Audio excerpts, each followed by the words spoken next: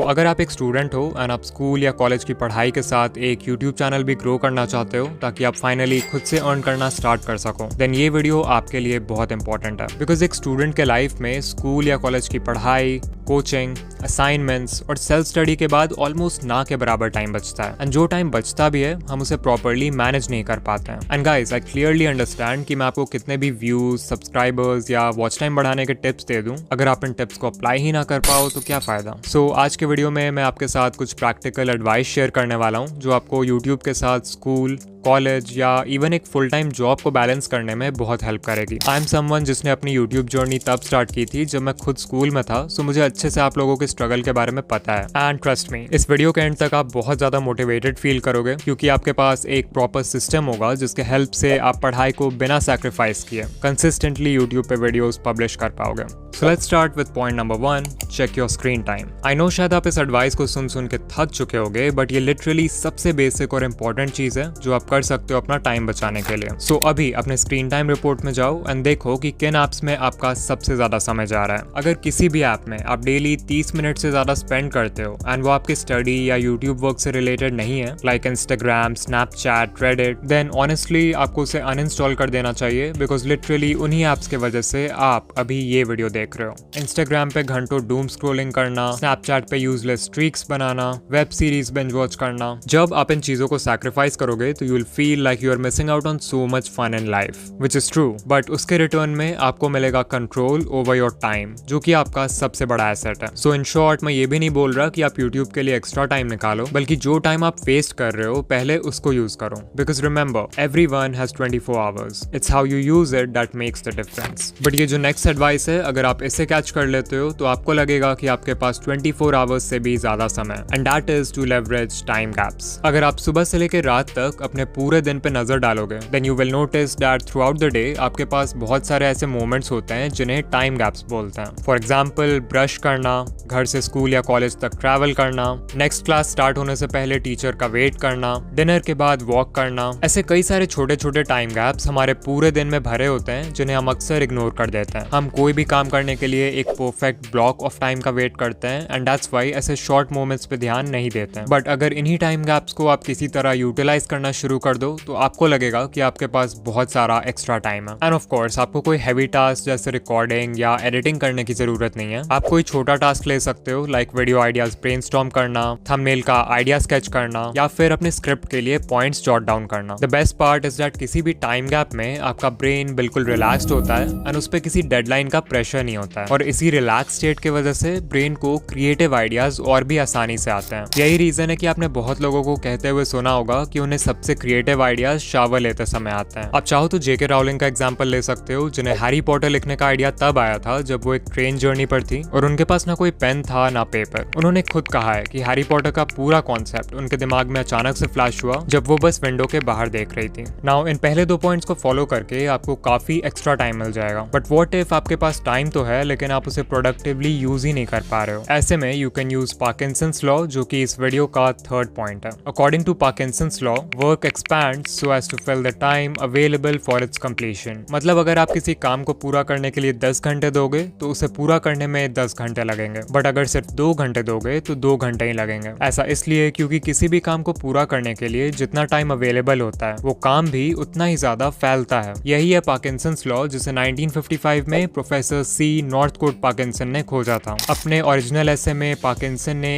एक वुमन का एग्जाम्पल दिया है जिसका पूरे दिन का काम सिर्फ एक पोस्ट कार्ड भेजना था। नाउ क्योंकि उस लेडी के पास पूरा दिन था इस एक सिंपल टास्क को कंप्लीट करने के लिए, वो पोस्ट कार्ड फाइंड करने में 1 घंटा लगाती थी, अपने चश्मे ढूंढने में आधा घंटा लगाती थी, पोस्ट कार्ड लिखने में 1.5 घंटे, एंड ऐसे ही करते करते उसे पूरा दिन लग जाता था सिर्फ इस एक टास्क में। नाउ पार्किंसन का ये एग्जाम्पल शायद थोड़ा एक्सट्रीम है, बट हम सभी ने इसे एक स्मॉल स्केल पे एक्सपीरियंस किया है कि कैसे कोई भी काम एक्सपैंड हो जाता है अवेलेबल टाइम को फिल करने के लिए। जब हमें कोई काम दिया जाता है तो ये सोचने के बजाय कि उस काम को फिनिश करने के लिए हमें कितने कितने टाइम की ज़रूरत है, हम ये सोचने लगते हैं कि हमारे पास कितना टाइम अवेलेबल है। Time needed versus time available, ध्यान से समझो क्योंकि इन दोनों में बहुत फर्क है। शायद आपको एक वीडियो की स्क्रिप्ट फिनिश करने में 4 से 5 घंटे ही लगते हैं, बट अगर संडे है तो शायद आप सोचो कि मेरे पास तो स्क्रिप्ट फिनिश करने के लिए आज का पूरा दिन है। ऐसे में फिर हो ही नहीं सकता कि वो स्क्रिप्ट 4 से 5 घंटे में फिनिश हो जाए। इंस्टेड आपका काम पूरा दिन जो कि अवेलेबल टाइम है उसमें फिट होने के लिए एक्सपैंड हो जाएगा। दिस मीन्स कि आप बहुत ज्यादा टाइम ओवर प्लानिंग और ओवर थिंकिंग में वेस्ट कर दोगे, आप परफेक्शनिज्म को चेज करने लगोगे, आप डिस्ट्रैक्ट भी ज्यादा होगे, लाइक फोन चेक करना, अननेसेसरी ब्रेक्स लेना,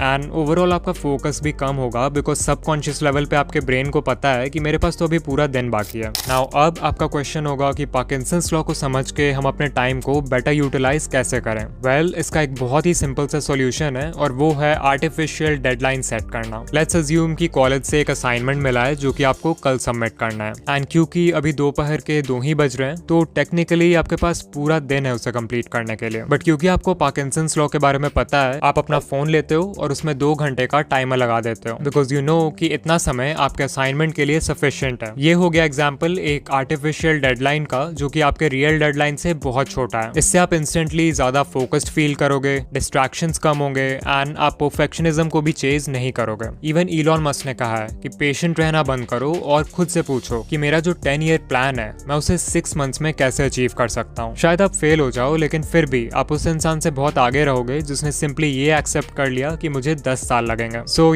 इस लॉ का यूज करके आप होमवर्क, असाइनमेंट्स या किसी टेस्ट के लिए प्रिपेयर करते वक्त अपना काफी टाइम बचा सकते हो, जिससे फिर यूट्यूब के लिए आपके पास एक्स्ट्रा टाइम होगा। हमारे लिस्ट का अगला पॉइंट है बैचिंग, और ये एक प्रोडक्टिविटी टेक्निक है जहां आप सिमिलर टास्क को स्ट्रैटेजिकली ग्रुप करके एक साथ करने की कोशिश करते हो। To understand this, imagine that you are a chef and you know कि आज पूरे दिन में आपको 5 अलग अलग डिशेस बनाना है। सो आपने नोटिस किया कि इन 5 डिशेस की रेसिपी में ना प्याज एक कॉमन इंग्रेडिएंट है। तो अब आपके पास 2 ऑप्शंस हैं, या तो आप उन सारे डिशेस के लिए जितने प्याज की जरूरत है उसे एक बार में चॉप कर लो, या फिर हर डिश को बनाने से पहले दिन में 5 बार प्याज को चॉप करो। मोस्ट लाइकली आप फर्स्ट ऑप्शन ही प्रेफर करोगे बिकॉज इसमें बहुत ज्यादा टाइम और एनर्जी सेव हो रहा है। नाउ ये एक बहुत ही बेसिक एग्जांपल था बैचिंग का, जिसमें हमने एक रेपिटेटिव टास्क जो कि दिन में 5 बार होने वाला था उसे बैच कर दिया। एंड ऑल्दो ये सुनने में बहुत ही सिंपल सा कॉन्सेप्ट लग रहा है, बट अगर आप इसे अप्लाई कर लेते हो तो आपकी प्रोडक्टिविटी लेवल ड्रास्टिकली इंक्रीज हो सकती है। फॉर एग्जाम्पल, मान लो आप फेस कैम शॉर्ट्स बनाते हो एंड यू डिसाइड कि आप हफ्ते में 3 शॉर्ट्स पोस्ट करोगे। Now you have a choice कि आप उन तीनों शॉर्ट्स की रिकॉर्डिंग एक ही बैच में सेम डे पे कर लोगे या फिर तीनों को अलग अलग डेज पे रिकॉर्ड करोगे। अगर आप डिफरेंट डेज पे रिकॉर्ड करते हो तो आपको लिटरली हफ्ते में 3 बार अपना सेटअप तैयार करना होगा, लाइट्स एंड कैमरा निकालना होगा, खुद को भी रिकॉर्डिंग के लिए मेंटली प्रिपेयर करना होगा and you will basically waste a lot of time. Whereas यही काम एक बैच में करने से काफी टाइम और एनर्जी सेव होगी। एक और रीजन वाई बैचिंग बहुत इंपॉर्टेंट है is because it helps you enter the flow state. Flow state एक मेंटल स्टेट है जिसमें आप किसी भी काम में बहुत डीप लेवल पे फोकस्ड हो जाते हो एंड आपकी परफॉर्मेंस बिल्कुल पीक पर होती है। फ्लो स्टेट में आपको अपने सराउंडिंग्स एंड टाइम का भी अंदाजा नहीं रहता है। लाइक हो सकता है कि काम करते करते कई घंटे बीत जाएं और आपको पता भी नहीं चले। इस स्टेट में आपका काम बहुत ही नेचुरल एंड एफर्टलेस वे में हो जाता है and you feel a sense of enjoyment while doing it. In short, ये वो स्टेट है जिसमें आप किसी भी काम में अपना बेस्ट दे पाते हो। यूट्यूब पे सर्च करोगे तो आपको बहुत सारे वीडियोस मिल जाएंगे जो एक्सप्लेन करते हैं कि कैसे आप फ्लो स्टेट एंटर कर सकते हो। ऐसे रिसर्च कहती है कि हमें किसी भी काम को एटलीस्ट 15 से 20 मिनट तक डीप फोकस के साथ करना होगा in order to enter a flow state. And यही रीजन है कि बैचिंग हमें इस स्टेट को अचीव करने में हेल्प करता है बिकॉज आप सेम तरह के काम को बैच करके एक लंबे समय तक करते हो। यहीं अगर आप डिफरेंट टास्क के बीच जगल करते रहोगे तो शायद आप किसी में भी अपना बेस्ट ना दे पाओ। सो नेक्स्ट टाइम जब आप स्क्रिप्ट लिखने जाओ तो ट्राई करो कि मल्टीपल वीडियोस को एक साथ स्क्रिप्ट कर लें, या फिर अगर असाइनमेंट लिखने बैठो तो एक नहीं बल्कि मल्टीपल असाइनमेंट साथ में फिनिश करने का ट्राई करो। इसके बाद एक और चीज जो हर प्रोडक्टिव इंसान को करना चाहिए वो है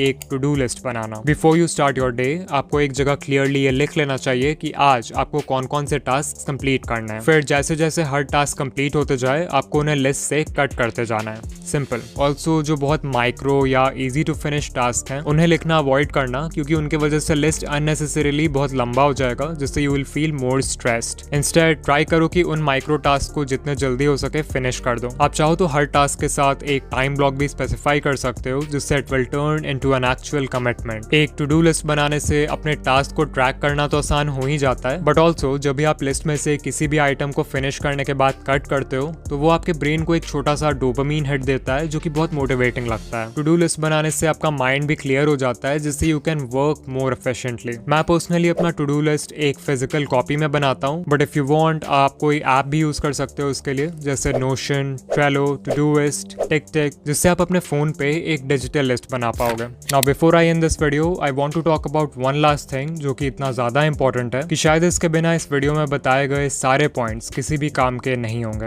and that is the power of rest. आजकल बहुत लोग रेस्ट को टाइम वेस्ट करने जैसा मानते हैं because of the trend of hustle culture. वो रेस्ट को लेजीनेस के साथ इक्वेट करते हैं, which is simply not true. Instead rest equals recovery. Think of your smartphone. जब आप उस पर बहुत सारे हैवी एप्स रन करोगे बिना उसे रेस्ट दिए, तब नोटिस करना कि कैसे वो हर टास्क को करने में स्लो हो जाएगा, ज्यादा लैग करेगा, हीट अप भी हो जाएगा, और अगर प्रेशर ज्यादा हुआ then it will shut down. आपका माइंड और बॉडी भी एक स्मार्टफोन जैसा ही है। बिना प्रॉपर रेस्ट के आप हर टास्क में स्लो और लेस एफिशिएंट होगे, आपकी क्रिएटिविटी कम होगी, आप हेल्थ इश्यूज फेस करोगे, एंड जस्ट लाइक एक फोन एक्सट्रीम स्ट्रेस में खुद को शट डाउन कर देता है, you will also face a burnout when your mind and body can't take it anymore. Now it's important कि हम इंटेंशनल रेस्ट और माइंडलेस रेस्ट के बीच के डिफरेंस को क्लियर करें, बिकॉज सही से रेस्ट करने के बाद आपको और फ्रेश फील होना चाहिए, ना कि डिस्ट्रैक्टेड। इंस्टाग्राम और यूट्यूब पे डूम स्क्रॉल करना, वेब सीरीज बिंज वॉच करना, गेम्स खेलना जब आपका कोई गेमिंग चैनल भी नहीं है, ये सब सरफेस लेवल पे रेस्ट करने जैसा लग सकता है, बट असलियत में आप सिर्फ खुद को रिस्पॉन्सिबिलिटीज से और स्ट्रेस से डिस्ट्रैक्ट कर रहे हो। रिमेंबर कि प्रॉपर रेस्ट हमेशा इंटेंशनल होता है, so don't just lie down without any intent. Instead have a plan कि आप कितनी देर रेस्ट करोगे और कैसे रेस्ट करोगे। लाइक जरूरी नहीं कि हर समय आपको सेम तरह के रेस्ट की जरूरत हो। अगर आप मेंटली टायर्ड हो तो आप आइज क्लोज करके मेडिटेट कर सकते हो, या फिर किसी शांत जगह जाके कोई काम म्यूजिक सुन सकते हो। Let's say you are physically tired, तो आप एक क्विक नैप ले सकते हो, थोड़ी लाइट स्ट्रेचिंग कर सकते हो, या फिर शावर ले सकते हो। If you are emotionally tired then you should talk to someone. इसके अलावा जर्नलिंग करते हैं बहुत लोग, या नेचर में टाइम स्पेंड कर सकते हो आप। फिर मान लो क्रिएटिव लेवल पे टायर्ड हो आप, तो you can change your environment, जिससे आपको बेटर आइडियाज आएंगे। The key here is to identify कि आपके माइंड एंड बॉडी को एट द मोमेंट किस चीज की जरूरत है। इसके अलावा कुछ चीजें तो एसेंशियल हैं जिनके साथ आप बिल्कुल भी नेगोशिएट नहीं कर सकते, like 8 hours of consistent sleep and staying hydrated. Also, चाहे स्टडीज हो या फिर यूट्यूब, इट्स रियली इंपॉर्टेंट कि हम अपने आईज का ध्यान रखें, बिकॉज हमारा स्क्रीन टाइम बहुत ज्यादा हो जाता है। You can use the 20-20-20 rule which says कि अगर आप स्क्रीन पे काम कर रहे हो तो आपको हर 20 मिनट के बाद 20 फीट दूर रखे किसी चीज को 20 सेकंड के लिए देखना चाहिए। इससे आपके आईज के मसल्स रिलैक्स्ड रहेंगे और आई स्ट्रेन रिड्यूस होगा। इसके अलावा आप कुछ बेसिक एक्सरसाइजेस कर सकते हो आईज के लिए, लाइक इन्फिनिटी एक्सरसाइज, जिसमें आपको 10 फीट दूर एक इन्फिनिटी सिंबल को इमेजिन करना है और फिर उसे अपने आईज से स्लोली 1 मिनट तक ट्रेस करना है। सो पहले 30 सेकंड क्लॉकवाइज डायरेक्शन में ट्रेस कर सकते हो और next 30 seconds anti clockwise. Now अगर आप यहाँ तक आ गए हो तो कमेंट कर देना managing YouTube with studies is fun, and video को लाइक कर देना। ऑल्सो अगर आपके चैनल पे अभी तक 1000 सब्सक्राइबर्स कंप्लीट नहीं हुए हैं, देन आई हाईली रिकमेंड कि आप ये वीडियो देखो। एंड या मैं आपसे वहीं मिलूंगा। बाय।